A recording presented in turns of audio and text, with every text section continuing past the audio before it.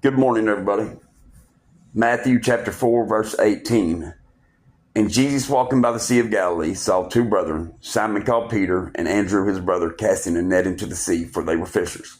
And he said unto them, Follow me, I will make you fishers of men. And they straightway left their nets and followed him. I read that from a study Bible, and I wanted to address something on that topic today. I know growing up in the General Baptist denomination, it was King James Version or nothing. If you read anything else, it's going to send you to hell. Maybe not that drastic, but it felt like that to me. Here's where I can stand on that today.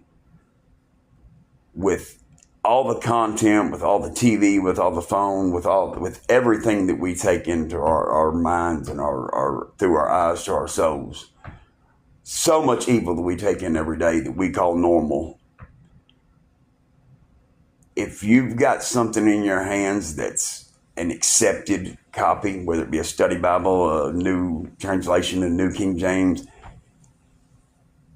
I'd rather see that in your hands than what we normally take in through TikTok and YouTube and Facebook and all of our social media. I think it's okay to start out. I read a translation called The Message. For somebody that's somewhat dyslexic, at least with numbers, sometimes with letters, I struggled. I could read fast, but couldn't understand what I was reading. And I just learned to do it through school, to read as fast as I can, so I sound like I knew what I was doing, but I couldn't understand anything. So I read a version called The Message.